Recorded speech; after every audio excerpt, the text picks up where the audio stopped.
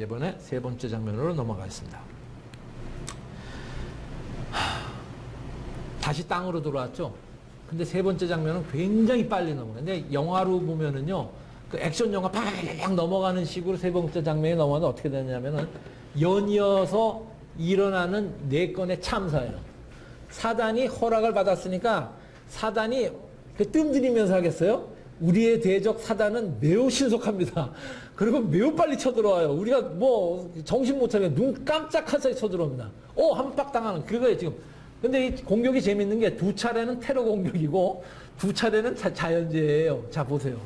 지금 우리 옆에 일어나는 거에 대해서 언제나 신자들이 그 세상 뉴스에 대해서 던지는 두 가지 테러가 일어날 때 하나님 이걸 어떻게 허용하십니까? 자연재해가 일어났고 지진, 쓰나미 이거 하나님 어떻게 하나님 의로우신 하나님 똑같잖아요. 욥이 당한 얘기나 똑같은 거예요. 이 똑같은 얘기가 언제나 반복이 되고 있습니다. 그런데 이 얘기를 할 때 사환이 4명이 달려오죠. 그래갖고 막 가갖고 얘기를 합니다. 갑자기 있었는데 뭐 예를 들어서 첫 번째입니다. 스바 사람, 이게 아라비아 민족이 스바 사람이 와가지고 테러가 왔어요. 갑자기 다 죽여버렸습니다. 근데 나만 살아서 왔습니다. 요 말이 끝나자마자 두 번째 사람이 달려와고 하늘에서 번개가 떨어져. 번개는 이제 불이라고 표현했는데, 그래서 양 다 죽이고 다 죽고 나만 살아남았어. 언제나 나만 살아남았대. 세 번째가, 두 번째가 끝나자마자 또 세 번째. 이게 언제나 욥기가 굉장히 잘 쓴 거가 뭐냐면 속도감이 느껴지는 거예요. 그 안에서. 갈대아 사람은 잘 아시다시피 그 아브라함의 고향인 우르 지방입니다. 남부 메소포타미아. 거기 침공해갖고 약탈. 이게 또 테러잖아요. 근데 나만 살아남았어요. 요게 말이 끝나자마자 또 누가 네 번째가 왔는데 이게 결정타야. 큰 바람이 불어서 건물이 붕괴됐는데 그때 해필이면은 장남집에 다 모여가지고 아들, 딸들이 다 생일 잔치하고 있었네? 여기까지만 얘기한 거예요. 근데 나만 살아왔습니다. 그러면 거꾸로 말하면 다 죽었다는 얘기예요. 두 번의 테러와 두 번의 자연재해. 근데 재밌는 게 왜 또 하필이면 4명이야? 재밌는 게 뭐냐면 아까 그 만사 형통의 그 모든 것이 잘 되는 게 안정된 세계였단 말이에요. 삶이란 게 그래요. 내가 안정되고 이만하면 더 이상 바랄 게 없는 순간에 돌변합니다. 그래서 조심하셔야 돼요. 내가 여기가 좋사오니 하는 순간에 하나님이 허락하시는 시험이 올 수도 있다는 걸 여러분들 언제나 생각하셔야 됩니다. 여기가 좋사오니 하지 마세요. 그러니까 안전하다고 느끼는 순간에 킬링필드가 된 거예요. 완전히 여기가 지금 피바다가 됐잖아요. 근데 왜 4명이야 하필이면? 왜 하필이면 4명이야? 요한계시록에 보면은 말탄 4명이 모으잖아요. 묵시에서 심판이 올 때 4명이 참 이어지는 것들도 참 많아요. 그러니까 4명이 다 죽었어요. 근데 이게 중요한 게 아닙니다. 겉에서 다 하나님이 하시라는 대로, 잘 보세요. 하나님이 하시라는 대로 사단이 한 거예요. 소유물을 다 걷어갔어요. 여기에 눈 맞추시면 안 되고 우리는 어디에 맞춰야 되냐면 그 다음에 욥이 어떻게 했느냐를 봐야 된다는 거예요. 그게 우리 얘기니까. 우리 것도 뺏길 수 있어요. 뺏긴 다음에 우리가 어떻게 하느냐가 중요한 거 아니에요. 하나님 앞에서는. 자, 욥의 반응이 나오는니다. 이게 제일 중요한 거예요. 요때 사람의 참 마음이 나와요. 일어나서 겉옷을 찢고 머리털을 밀고 엎드려서 이렇게. 이게 잘못하면은 오해를 할 수 있는 말입니다. 으아, 나 죽어 통독하는 찢고 날 죽여라 그래. 이거가 아니라 해석을 해보면은요. 겉옷을 찢는 행위는 구약에서 유대민족이나 이쪽의 사람들이 가슴이 찢어지는 슬픔을 상징하는 거예요. 그래서 구약 보시면은 겉옷 찢는 장면이 한두 번 일어나는 게 아니잖아요. 아시죠? 제 뿌리고 이거. 두 번째 머리털을 미는 건 뭐냐면 이것도 굉장히 많이, 이거 다 상징입니다. 애도의 표현이에요. 죽은 자들과 일체감을 갖는 게 머리털을 미는 거예요. 그리고 엎드렸어요. 그러면 이건 뭐예요? 이거는 나 죽여라고 대굴대굴 굴르는 게 아니고 경건한 예배 행위예요. 이게 경건한 예배 행위. 슬픔에 무너지는 모습이 아니고 조용하게 품위를 지키면서 상징적으로 다 보여줍니다. 상징적으로 보여주고 절제선 모습으로 하나님한테 예배를 드리는 게, 왜 제가 예배라고 단정을 하냐면은 그 다음 말을 보면은 이게 예배가 아니고서는 나올 수가 없는 말이라는 거예요. 그 다음 말이 그 유명한 말입니다. 꼭 외워두셔갖고 여러분들 마음판에 새겨둘 말이에요. 1장 21절. 내가 모태에서 알몸으로 나왔은즉 또한 알몸이 그리로 돌아가올지라. 주신이도 여호와시요 거두니시니도 여호와시니 여호와의 이름이 찬송을 받을지니이다. 끝이에요. 이게 믿는 자의 태도라는 거지. 어차피 주신이도 하나님, 거두시니요. 왜냐하면은 결국은 그 신앙은 하나님과 나의 개인 간의 문제잖아요. 주신이도 하나님, 내가 뭐 잘해서 받은 것도 아니고 걷어가시는 것도 하나님이시니까 결국 마지막에 나는 하나님을 찬양할 수밖에 없는 자라는 것을 이 신앙의 요체를 욥은 알았다는 거죠. 그리고 마지막에 이 1장에서의 그 결말을 어떻게 내냐 잘 보세요.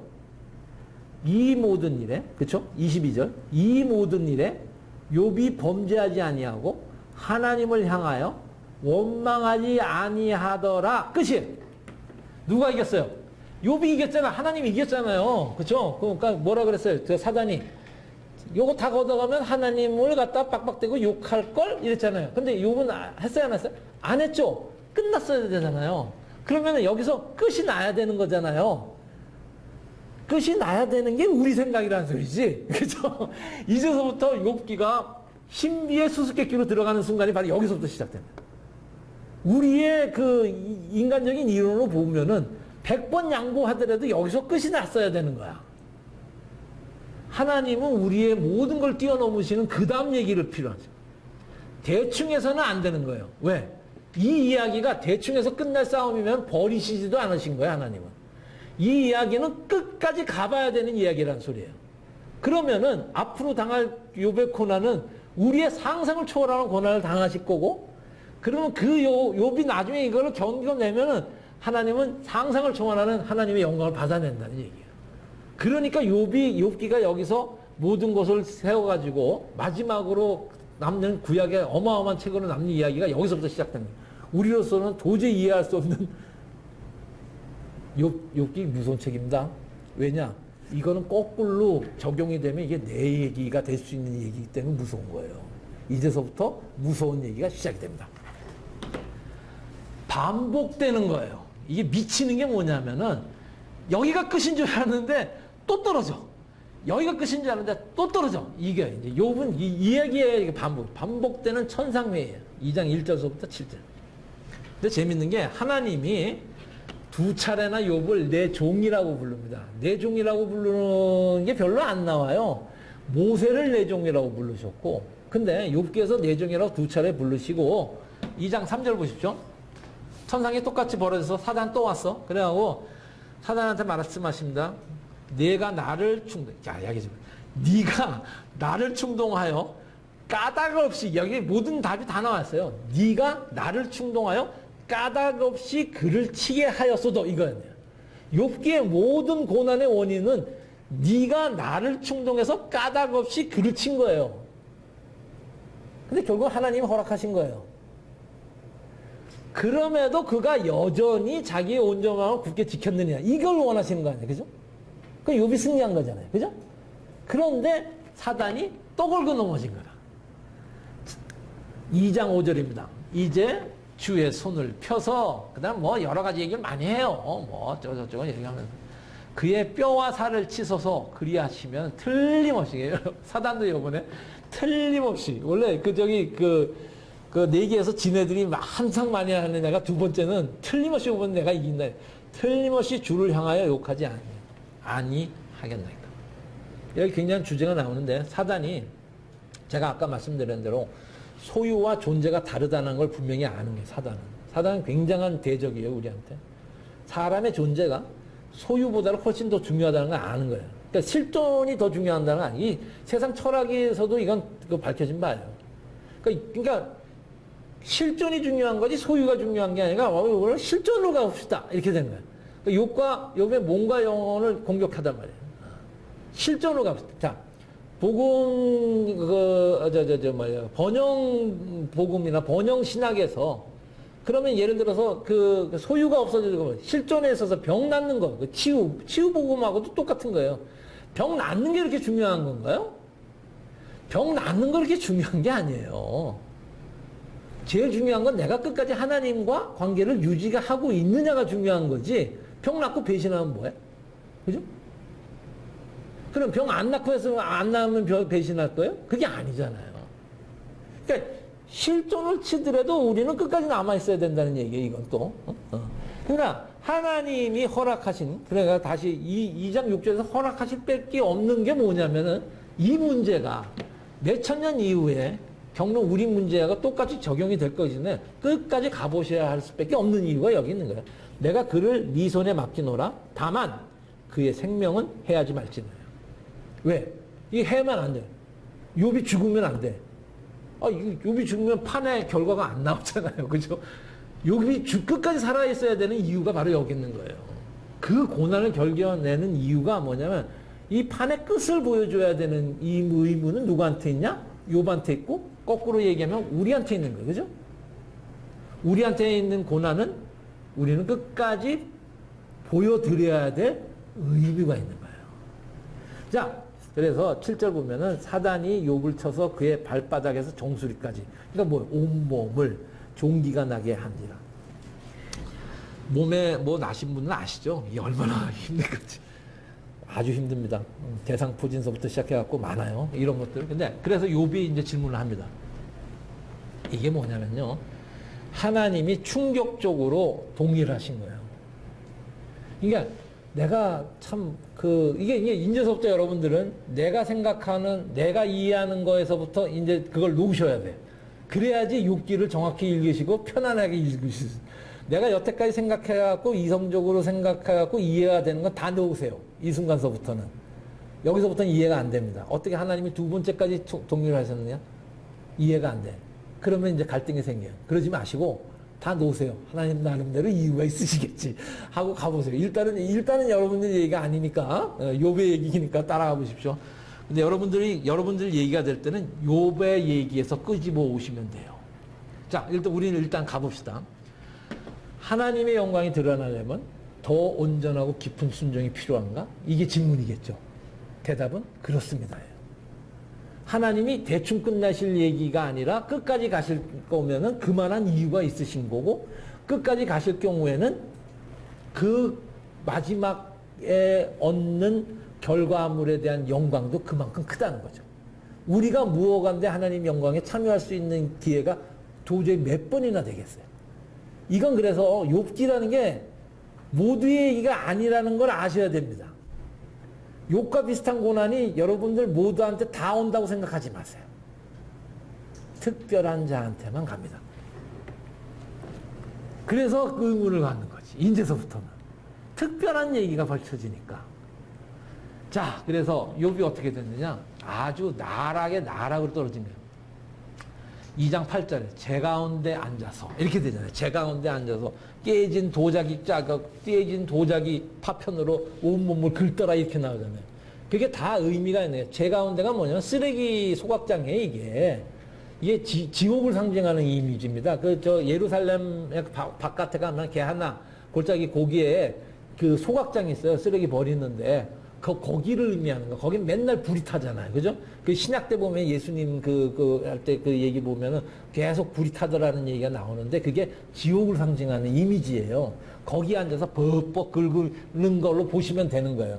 그러니까 그러고 있는데 질그러서 온몸을 긁는 욥의 모습이 이게 바로 뭐냐면 그 모든 그 세상 영광을 그리고 세상의 칭송을 듣던 자가 하루아침에 박살이 나고 이제 완전히 혼자가 된 모습을 보여주는 상징으로서 이거보다 더 좋은 건 없어요. 문학작품으로서 굉장히 뛰어난 작품인데 근데 이때 하필이면 이때 딱 한 장면 등장하시는 분이 등장을 해요. 여기 하나님이 더 거둬가실 것은 욥의 목숨밖에 없어요. 이제 제가 아까도 말씀드리는데 왜 욥이 죽으면 안 되느냐가 나오는 거예요. 이럴 때는 죽는 게 편해요. 분명히 말씀드리는 건데 죽는 게 편해요. 그 핍박을 당할 때 순교당하는 게 편해요. 그리고 한순간에 하나님 그냥 영광 돌릴 수 있지. 그죠? 근데 순교도 하나님이 허락하셔야 당하는 거고 끝까지 버티는 것도 하나님이 허락하시는 거예요. 다 하나님 마음입니다. 거기에 따라서 하는 그 배정을 우리 마음대로 못 하는 거예요. 주시는 대로 우리는 순종하고 가는 수밖에 없는데 욥은 여기서 줬을 때 지금 역할이 딱 한순간에 죽는 순교가 아니란 얘기예요. 더 어려운 끝까지 버텨서 증명하라는 거는. 여기 죽으면 시험 결과가 안 나타나요. 그죠? 그러니까 욥은 끝까지 살아야 될 이유는 시험 결과를 지 몸으로 그 마음으로 입증을 해내야 되기 때문에 하는 거예요. 이 처지에 지금 처해 있는 거를 욥이 알까요? 몰라요. 욥도 모르는데 주변 사람이 알까요? 주변 사람은 더 몰라요. 이제서부터 세상 얘기가 나옵니다. 또 다른 시험이 나오는 거예요. 안 나오면 좋았을 텐데. 딱 한 차례 등장한, 뭐 카메오처럼 등장하시는 분이 있는데 딱 한 차례 등장하시는 분이 아내분이야. 뭐라 그러냐면은 이 아내분이 2장 9절에 당신이 그래도 자기의 온전함을 굳게 지키느냐. 이 꼬라지를 당하고도 하나님을 갖다가 이렇게 믿고 매달리냐 이 소리죠. 그냥 하나님 욕하고 확 죽어 이 소리잖아요. 이게. 하나님 욕하고 죽어. 이분의 얘기를 너무 곡해하시면 또 안 됩니다. 사랑하는 아내라면은 이 말을 할 수도 있어요. 왜? 인간적으로 해석하면은 오직 옆에서 쳐다보기가 저거 뭐 했으면은 이 얘기를 했겠느냐라고 인간적으로는 해석이 돼요. 그죠? 그죠? 예. 근데 우리는 인간적으로 해석하자고 욥기를 공부하는 게 아니잖아요. 그죠? 예. 인간적인 해석은 다 빼셔야 된다는 게 바로 그 얘기가 인간적으로는 이해가 되는데 하지 말을 짓을 한 거죠. 왜냐하면 이 말은 남편한테 사단이 요구하는 것을 하라고 요구하는 거랑 똑같아요. 근데 이분 자체가 죄가 있는 건 아니야. 왜? 이분도 몰라.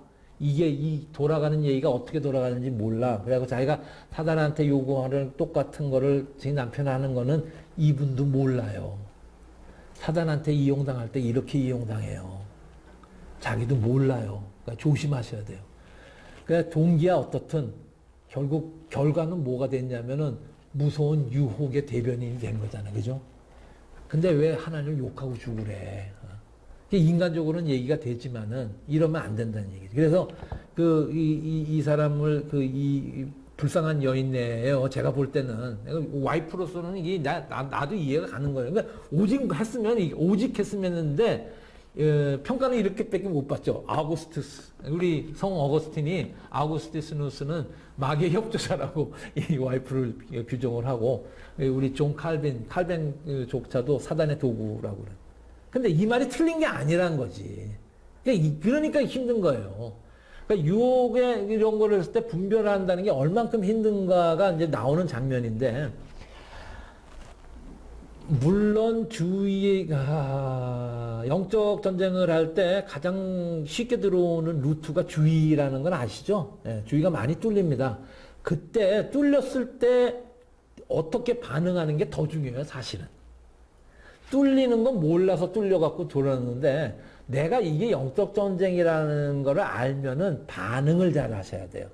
여기다 대고 야 너 사단에 두 이러면 이제 완전히 둘 다 낚이는 거고 욥 같은 반응을 보이셔야 된다는 거예요. 욥이 뭐라 그러냐면 2장 10절입니다. 그대의 말이 한 어리석은 여자의 말 같도다예요. 이 말을 잘 해석해보세요. 왜 이렇게 사람이 어리석어? 이렇게 말하면은 싸움 나고 큰일 나는 거예요. 한 어리석은 여자의 말 같도다라는 거는 거꾸로 말하면은 당신은 어리석은 여자가 아닌데 어찌하다가 어리석은 여자 같은 말을 하셨소? 이렇게 되는 거 아니에요. 그럼 이 부인은 뭐예요? 면이 쓰잖아요. 근데 우리는 이때 뭐라 그러냐면은 그냥 쏜다고. 왜 사람이 이렇게 어리석어? 그러면 둘 다 낚이는 거예요. 그러니까 영적 싸움에 있어서 분별을 할 때 둘 중에 하나는 분별을 하면은 안 낚여요. 둘 다. 근데 들어올 때 하나가 낚였다고 내가 솔직하게 그대로 하면은 둘 다 낚이는 거예요. 그러고 난 다음에 뭘로 끝을 매겨요? 하나님으로 끝을 맺잖아. 우리가 하나님께 복을 받았은즉 화도 받지 아니하겠느냐. 하나님 안에서의 진리로 말을 맺잖아요. 그러니까 여기 이런 욥의 반응이 우리 주위에서 일어날 수 있는 영적 전쟁에 있어서 대응하는 방법이라는 거예요. 이게 굉장히 현명하고 굉장히 지혜로운 방법입니다. 그러니까 이 이후로 아내는 다시는 등장을 안 해요. 왜? 더 큰 적이 나타나니까. 가장 믿었던 친구 3명이 더 적이 되니까. 자, 결론에 이릅니다. 또 다시 결론입니다. 2장 10절. 이 모든 일에 욥이 입술로 범죄하지 아니하니라. 끝났잖아요. 끝났어요.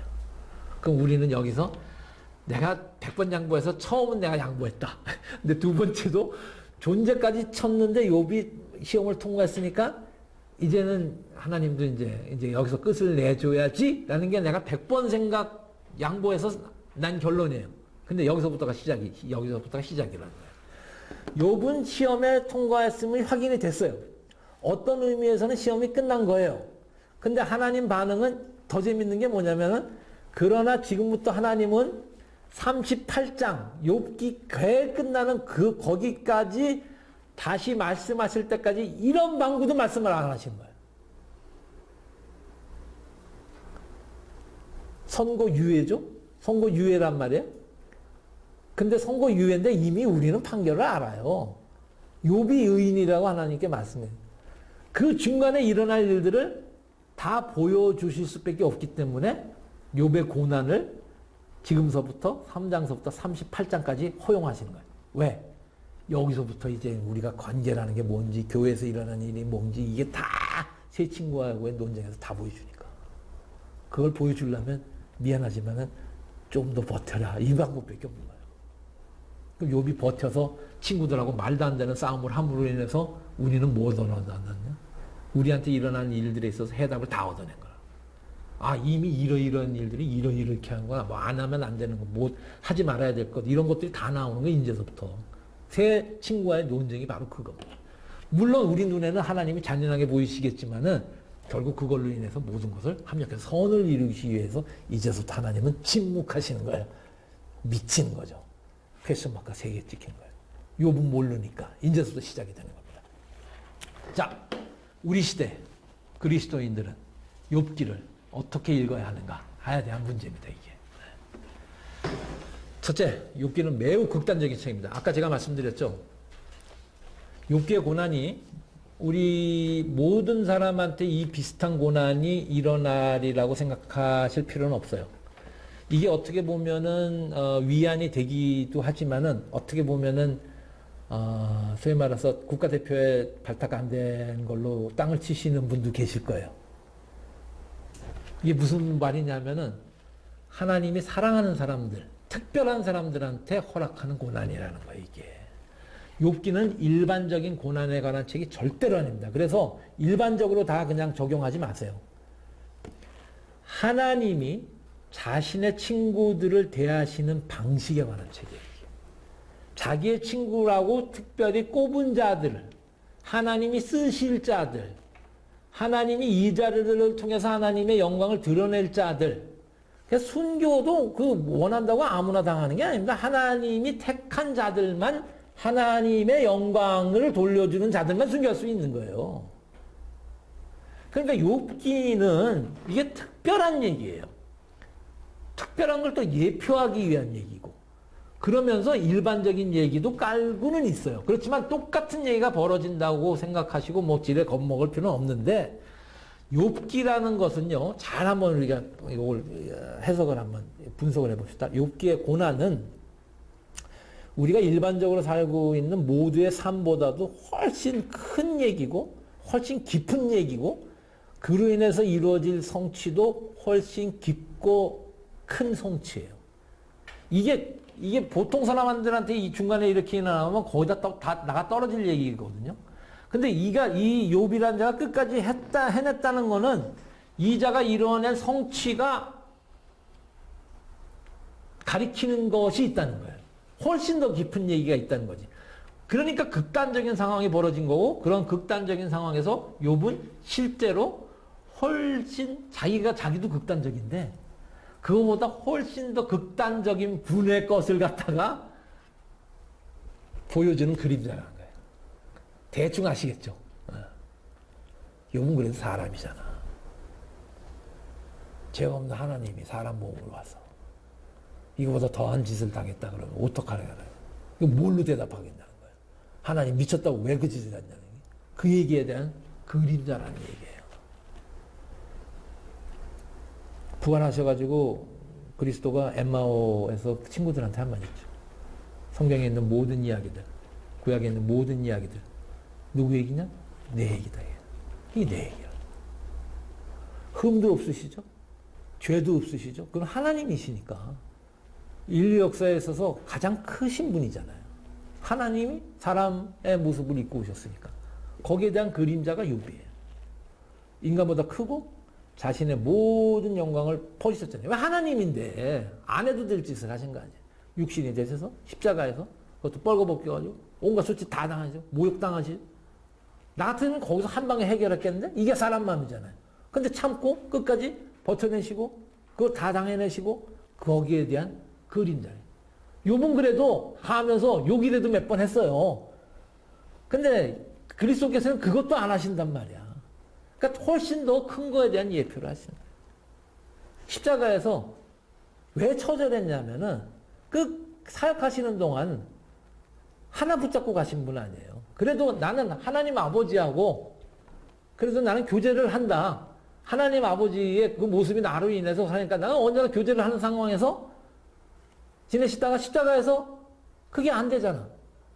그러니까 나의 아버지 나를 왜 버리시나 이 얘기를 하시잖아요. 철저하게 혼자가 되었잖아요. 욥의 얘기는 뭐예요? 혼자. 아무도 욥을 이해를 못해. 왜 이걸 당해야 되느냐? 오실 분의 그림자니까. 구약에서 이 얘기예요. 이거 얼마나 어마어마한 얘기란 거야. 그러니까 결국 모든 성경은 누구 얘기냐? 하나님 얘기냐? 하나님 얘기니까 그리스도 얘기죠. 결론인데 이게. 그래서 요한 크리스토톰이라는 사람이 있어요. 이게 요하네스 크리스토스 토무스라는 이제 내가 교회사를 할 때 제가 이제 초기 교회사에서 제일 좋아하는 사람 중에 하나. 이 사람 별명이 황금 입술이에요. 왜? 이 사람이 역사상 모든 목사들, 설교자들 중에 최고라고 치는 거예요. 그러니까 황금 입술이라는 분인데 이분이 뭐라 하냐면 욥기를 해석할 때 하나님을 기쁘게 하는 자들 가운데 우리 모두가 그렇잖아요. 그죠? 하나님 기쁘게 하는데 가운데 누구라도 그러니까 끔찍한 고난을 당하는 모습을 아니 하나님 저렇게 잘 믿는데 하나님한테 그렇게 충성을 했는데 저 사람은 왜 이렇게 저런 짓을 당하지? 이런 거를 봤을 때 우리 반응이 어떤지 아세요? 보고 싶지 않아요. 불쾌해. 왜? 내가 믿던 거하고 틀린 거 같으니까. 많은 사람들이 불쾌하고 거기서 눈을 돌린단 말이에요. 왜 그러냐면은 그게 무식해서 그렇다는 거예요. 왜? 이 모든 것들을 견디는 게 하나님한테 특히 소중한 사람들만의 몫이에요, 이게. 그걸 모르기 때문에. 저렇게 잘 믿었는데도 왜 고난을 받아? 하나님께서 특별한 뜻이 있는 거예요, 그 사람한테. 그걸 모르니까 우리는 해석이 안 되니까 눈을 돌리는 거예요. 왜? 그러면 잘못 나가서 하나님 믿으면 모든 게 잘 돼. 이 말을 못 하잖아. 그 얼마나 무식한 거예요. 고난을 통해서 하나님이 얻으시는 게 훨씬 더 큰 거예요. 그 고난을 허락하시는 자는 하나님께서 특별히 사랑하시는 자라는 거는 이 요한 크리스토토무스는 안 거예요. 그러니까 고난을 즐거워하고 고난이 은혜라는 그런 나중에 말을 할 수 있는 자들은 몇 안 된다는 거죠. 그러니까 고난을 통하는 교회 안에서 고난을 통하는 자들에 대해서 우리는 그 시각을 굉장히 조심스럽게 아주 하나님 심정으로 다가가지 않으면은 사실 알아채지 못할 게 거꾸로 당해보면 그걸 알게 돼요. 함부로 말할 수 없다는 거예요. 자, 그래서 예수님은 우리를 위하여 욥의 길을 걸으셨고 우리를 위해서 욥이 당한 고난의 깊이를 헤아리신 거예요. 예수님 그럴 필요가 없어. 하나님이시. 근데 왜? 우리 때문에. 그래서 우리를 위해서 결국은 예수님은 뭐예요? 죽음을 이겨내셨잖아요. 부활하심으로써 옳다고 인정받으신 거죠. 그러니까 우리 신약시대 살고 얼마나 복받은 시대라는 게 뭐냐면 우리 욕과 같은 갈 필요가 없어요. 원래 카바가 있으니까. 자, 베드로전서 1장 6절 7절 말씀입니다. 이게 신약에서 우리가 살아야 될 거예요. 그럼에도 불구하고 여러분들한테는 고난이 허락이 될 거고 고난을 겪으셔야 될 때가 있습니다. 그때 어떠한 마음을 갖고 겪으셔야 되냐면은 베드로전서 1장 6절에서 7절 말씀을 잘 기억하시고 하세요. 너희가 이제 여러 가지 시험으로 말미암아 그렇죠. 시험 당한다는 거를 베드로도 기정사실화시키는 겁니다. 하나님을 믿는 신자들은 다 고난이라는 시험 앞에 노출이 될 수밖에 없어요. 그때 잠깐 근심하게 되지 않을 수 없으나 고난을 받으면 근심하게 되고 괴로워요. 고난 받았는데 나는 괜찮아. 이거 그러지 마세요. 고난 받으면 미치는 거예요. 그러니까 인정하시란 거예요. 근데 그럴 수도 있으나 여기는 여러 가지가 이유에 이제서부터는 위로의 말씀입니다. 그 받는 고난이 너희 믿음의 확실함은 불로 연단하여도 없어질 금보다 더 귀한 거예요. 우리가 견뎌내면은 그거는 금보다 더 귀한 거예요. 그래서 사실 교회에 있어서 가장 중요한 문제는 신자로서는 믿음과 소망과 사랑을 갖고 있는 신자로서는 뭐가 제일 중요하냐면 인내가 제일 중요한 거예요. 버텨내셔야 되는 거예요. 그래서 왜 사랑장에서 사랑이 뭐냐에 대한 말로 그렇죠 오래 참고가 나오는 이유가 거기 있는 거예요. 그거 빼면 다 시체란 소리지. 오래 인내하지 못하는 자가 뭔 놈의 사랑을 했느냐. 인내하는 모습이 사랑의 모습이라는 거예요. 불로 연단하여도 없어질 금보다 더 귀하여 예수 그리스도께서 나타나실 때에 칭찬과 영광과 존귀를 얻게 할 것이니라. 그렇죠. 우리는 이 세상만 살다가 끝날 사람이 아니잖아요. 근데 많은 분들이 그걸 까먹고 사시더라는 거야. 여기서 끝날 거면은 이 짓 할 필요가 없어요. 왜 우리한테는 다음 세상 하나님께서 오시고 재림하신 그 세상을 같이 할까? 왜 믿음이 없느냐는 거지. 그때를 위해서면 이 지금 우리가 겪는 거는 이거는 비교가 안 된다는 얘기. 자. 네, 여기서 이제 기도해 주시고 기도하겠습니다.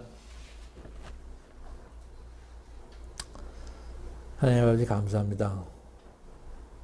우리가 무엇이간데 하나님한테 이렇게 엄청난 은혜를 받고 예수 그리스도께서 우리의 모든 죄를 사하여 주시고 우리의 중보자 되시고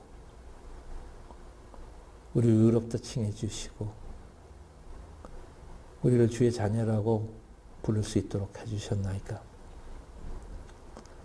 하나님의 은혜를 그리스도를 통해서 우리가 보고 느끼고 살아감으로써 오늘 주님이 받으신 고난, 그 고난을 통해서 하나님께서 영광 받는 이야기, 그 그림자인 욥의 관한 이야기를 공부할 수 있게 나눌 수 있게 해주시는 애 정말 감사드립니다. 하나님 아버지, 저희가 이 시간이 너무 귀하기에 주님께 영광을 돌릴 수 있는 그런 시간들을 하나씩 하나씩 곰씹기 위해서 하나님께서 허락하신 시간들을 이렇게 서로가 나누었습니다. 하나님, 우리가 나눈 이 모든 말들이 그저 흩어져 나가는 바람 같은 이야기가 되지 말게 해주시고 이 순간에 우리 마음판에 새겨져서 그리스도를 잊지 않고 그리스도께서 저희들에게 행한 그 하야 같은 은혜를 품고 살아가는 저희들 되게 해주시옵소서.